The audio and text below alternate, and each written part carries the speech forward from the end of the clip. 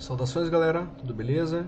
Dando continuidade nas aulas desse bimestre, nos temas desse bimestre, e hoje nós vamos falar sobre a teoria computacional da mente, que é uma teoria relativamente recente que ganha cada vez mais adeptos e estudiosos, né? Inclusive este que vos fala, que eu gosto muito de um autor que é da teoria computacional da mente, chamado Steven Pinker, tá? Ele é um autor vivo ainda, professor do MIT, né, uma das universidades mais renomadas dos Estados Unidos, né? E aqui, pessoal, antes de nós chegarmos na teoria da computacional da mente, né, eu só vou recapitular aqui o que nós vimos na aula passada. Então, eu expliquei para vocês essa condição tripartite do homem, né, essa tridimensionalidade que é inerente ao homem, que é a estrutura física, biológica, psíquica e social. Então isso faz de nós homens biopsicossociais, né? Então nós temos essa característica, porque nós dependemos da nossa estrutura física, biológica, da nossa saúde psíquica, da nossa capacidade de organizar de forma cognitiva, né, os elementos que circundam o mundo, né, circunscrevem o mundo, né, e o elemento social, que é a nossa relação com as comunidades, com o coletivo, com as sociedades, com as pessoas que integram nosso convívio. Então nós somos esse ser que depende dessas estruturas, dessas três estruturas: a estrutura biológica, a estrutura psíquica e a estrutura social, né?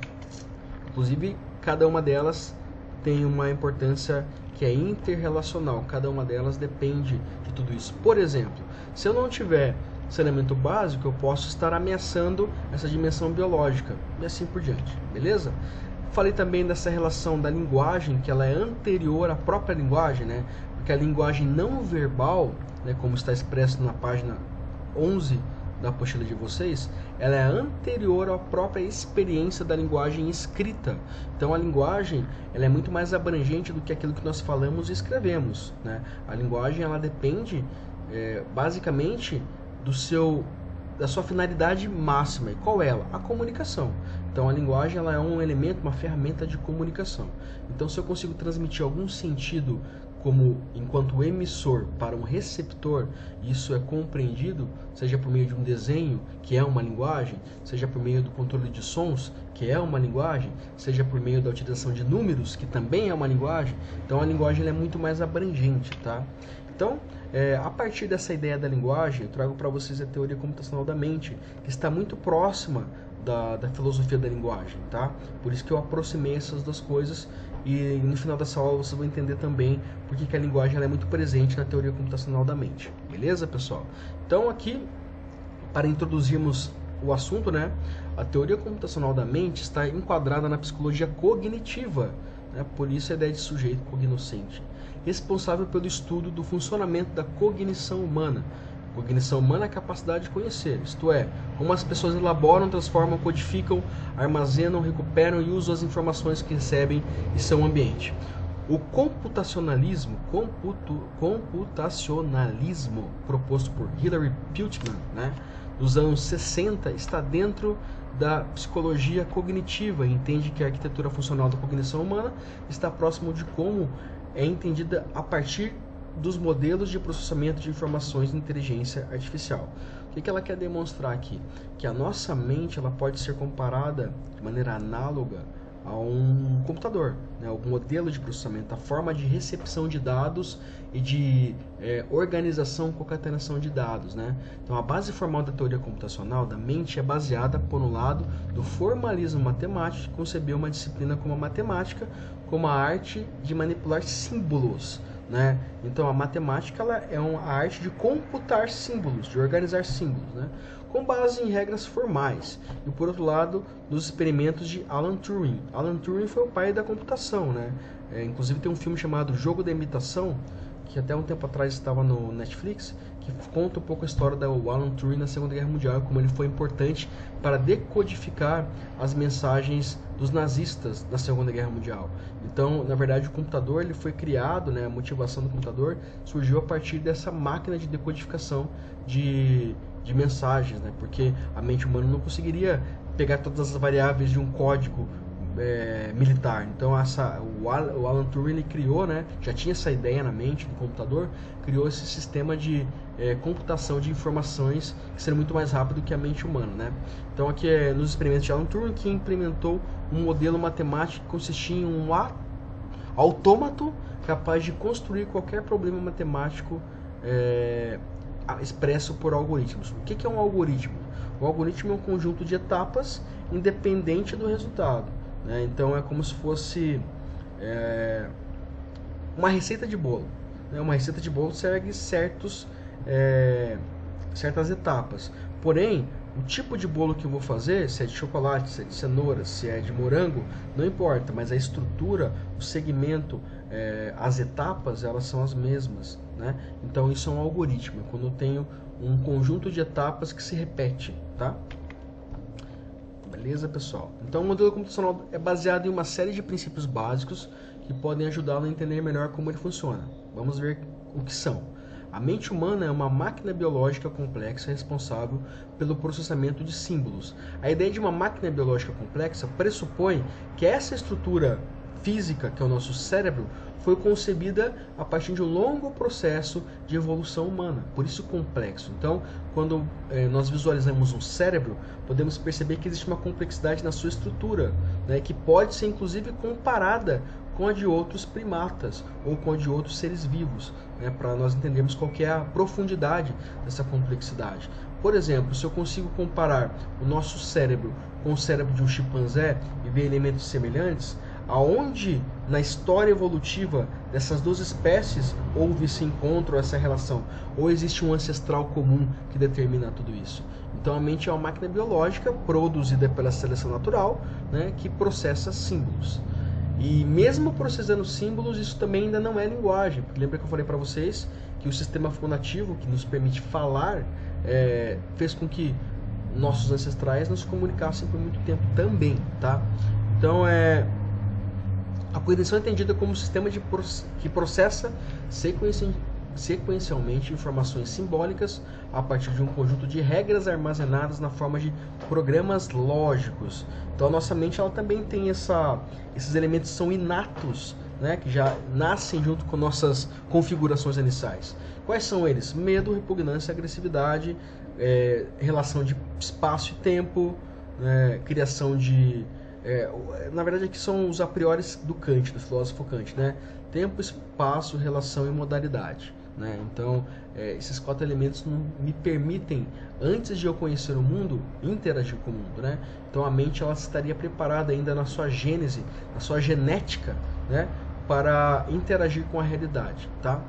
Aqui sistemas e computadores cognitivos recebem, codificam, transformam, armazenam e recuperam informações seguindo certas regras computacionais, trabalhando com um código digital, assim como ocorre na apresentação proposicional. Então a ideia de que nossa mente, da mesma forma que um computador que tem um HD armazena as coisas, nós também temos o nosso HD, que são as sinapses, né, que são armazenadas, memórias de curto prazo, de longo prazo e assim por diante, né? A cognição humana e por computador são estruturas diferentes do ponto de vista material, mas funcionam equivalentes. Então, mesmo que a nossa mente tenha um material biológico, né, o cérebro, e o computador tenha silício, no caso, a forma de funcionamento ela se dá pela mesma estrutura de organização de raciocínios, de elementos externos da realidade, né? O processamento de informações proposicionais, tanto para um computador quanto para uma mente humana, segue um processo sequencial e regras de cálculo, algoritmos, né? Então, por exemplo, pessoal, vamos supor que você vai atravessar a rua, né? E eu sei que muitos de vocês não gostam de matemática, isso também inclui eu que tenho uma dificuldade com matemática, mas nós somos matemáticos natos, a nossa mente ela está fazendo matemática a todo tempo. Vou dar um exemplo para vocês. Imagine que você vai atravessar a rua do ponto A ao ponto B. E na variável x, na incógnita, na rua, está vindo um ônibus, tá? Uma distância de 20 metros de você. Então, você pode atravessar do ponto A ao ponto B antes do ônibus passar, entre o ponto A e o ponto B, mas para isso você vai ter que calcular automaticamente a distância do ponto A e do ponto B em relação à variável ônibus, se dar tempo para fazer isso. Você vai calcular a tua massa corpórea, se ela é capaz de atravessar a rua em tempo hábil, se você está acima do peso, se você não está acima do peso, se você está com energia, se você está com vontade de correr, se você não está com vontade de correr. Então nós fazemos cálculos intuitivos a todo tempo, e cálculos matemáticos complexos. E muitos de nós fazemos isso com uma complexidade altíssima. E qual que é a prova de que nós somos bons nisso? Porque se nós não tivéssemos feito esses cálculos em muitos momentos da vida, não estaríamos vivos, né? Então a relação entre o ponto A e o ponto B e o ônibus vai permitir que você atravesse em segurança. Se você fizer o cálculo errado, já era, né? Você vai ser atropelado. Então aqui essa relação que computa elementos da realidade, né, que manipula elementos da realidade, vem muito da relação do que o próprio computador faz, né? Então nossa mente ela também faz esses raciocínios lógicos com algoritmos, com modelos, claro que em milésimos de segundo, né? Então vamos aqui, pessoal. Então, quais foram as bases para a teoria computacional da mente, né? Primeiro, os trabalhos de Noam Chomsky. Noam Chomsky, que é um linguista, ele ainda é vivo, tá? Ele ainda está aí produzindo e tem entrevistas dele, tem os trabalhos dele, né? Então, o modelo computacional da mente baseava-se inicialmente nas propostas teóricas de Noam Chomsky, em sua gramática gerativa, que se baseia, né, na ideia de que, juntamente com as regras específicas de construção de sentenças específicas de cada idioma, existem mais algumas regras. Aqui faltou uma parte, mas eu achei... regras básicas, né? São inatas e comum a todos os idiomas, que explicam a facilidade com que aprendemos idiomas, aprendemos o idioma das crianças, né? Pessoal, aqui o que o Chomsky está querendo dizer? Que atrás de toda a linguagem, de todos os idiomas, existe uma estrutura que é universal, que ela permite a linguagem para todos os membros da nossa espécie. E essa estrutura, ela é gerativa, ela já nasce conosco, né? E o que o Chomsky está dizendo assim? Não é que nós aprendemos desde criança, mesmo sem conhecer, saber quais são as moléculas da água, né? Não é isso.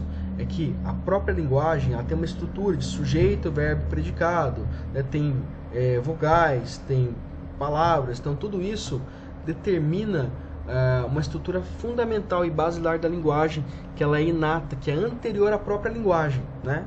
É como se fosse uma estrutura, né, profunda da linguagem. Então aqui, ó, segundo Chomsky, todas as frases têm uma estrutura profunda, que contém seu significado, e outras estruturas superficiais.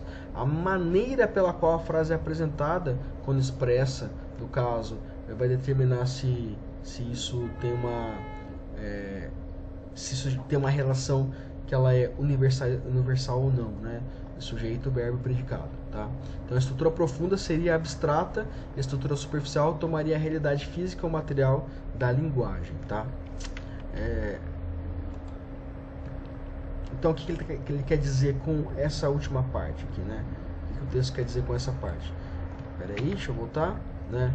A estrutura profunda seria abstrata, ou seja, cada vez mais matemática, e a estrutura superficial formaria a realidade física ou material. Então eu vou qualificar a realidade a partir desta estrutura superficial, mas a estrutura mais profunda ela vai organizar e ordenar, né? Colocar em ordem aquilo que é dito, aquilo que é descrito acerca do mundo, né? Então aqui nós entramos no autor que é o mais importante da teoria computacional da mente, porque ele é o que vai, de maneira muito didática, explicar quais são os elementos que compõem essa teoria, né? Então a teoria computacional da mente postula que o funcionamento da mente humana é semelhante ao produzido por um computador, sendo o cérebro o hardware, né? E o sistema de processamento de informações. Essa teoria também combina a explicação de como raciocinamos e como os estados mentais funcionam, e também é conhecida como teoria representacional da mente. Segundo o filósofo Jane Fodor, um dos maiores expoentes da teoria, o mental é intencional e também pode ser reduzido ao físico. Para este autor, a mente humana se assemelha a um computador digital, isto é, um dispositivo que armazena representações simbólicas e as manipula através de uma série de regras sintáticas. O que é a sintaxe? Sintaxe são as regras de estruturação de palavras, de frases, né, etc. Então aqui, por Fodor, né, nós temos uma mente que ela é intencional, a intencionalidade, né, e ela se traduz na espécie no elemento físico. Então, por exemplo, quando eu penso em pegar o livro e eu pego o livro, eu estou fazendo com que um processamento interno se traduza em algo físico, no mundo, diferentemente de um computador que tem muito mais limitação de fazer isso, mas ele também pode fazer. Eu posso programar um computador, por exemplo, uma máquina para cavar buracos, né, ou para prender pessoas, né, quem sabe no futuro. Então, isso demonstra que a nossa mente ela tem esse modus operandi também, que são o quê? As informações que elas estão disponíveis aqui, armazenadas no meu cérebro, que são vinculadas a forma com que eu vou organizá-las, né? Beleza? Então aqui, ó, só para a gente entender, o hardware, que é a parte física da cognição, né? O cérebro, o software, que é a linguagem que é aprendida pelo contato com a realidade, pela capacidade que você vai ter de desenvolver outras linguagens. Eu não estou falando só aqui de falar inglês, espanhol, não, estou falando aqui de outras linguagens. A arte é uma linguagem, a matemática é uma linguagem, né? A arte em suas dimensões, teatro, música, escultura, etc.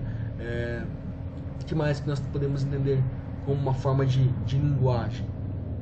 Arte, música, teatro, né? Arte, música, teatro, cinema, né? Faz parte de um tipo de linguagem. A linguagem de programação, um tipo de linguagem. Então aqui nós temos várias formas de fazer com que esse hardware, né, manipule o software. Então aqui o hardware é a parte física e o software é o sistema em si, né? É o programa que eu vou instalar para funcionar, para fazer o computador funcionar. E disso aqui nós temos os objetos de toda essa relação entre o computador e entre os softwares. No caso da mente humana, a relação se dá a partir da cognição. Então, quando eu misturo o hardware, que é o cérebro, com as informações externas, eu produzo o quê? Cognição, experiências de mundo, opiniões, etc. Né? Então, se você pode, assim como eu, explicar alguma coisa, você tem um elemento físico, que é o teu cérebro, mas você tem um software, que é o conjunto de informações que foram instaladas na sua consciência. Daqui entra um problema muito interessante, porque o software, que é a linguagem que vai fazer o hardware funcionar, pode ser repleta de preconceitos, de informações equivocadas, entende? Então, eu posso entender a linguagem como uma forma de funcionamento da nossa cognição, tá? Eu não tenho cognição, não tenho como conhecer o mundo sem a linguagem, porque a linguagem ela vai fazer com que eu compreenda e interprete a realidade. Assim como o hardware também é essencial para a produção de conhecimento, porque se eu não tiver a parte física, que é o cérebro, eu não consigo ter intencionalidade. Beleza, pessoal? Eu vou parando por aqui, né? E daí na próxima aula eu vou passar uma atividade com relação à teoria computacional da mente, né? E daí na próxima aula a gente vai continuar falando um pouco sobre isso. Beleza, pessoal? Então, até a próxima. Um abraço.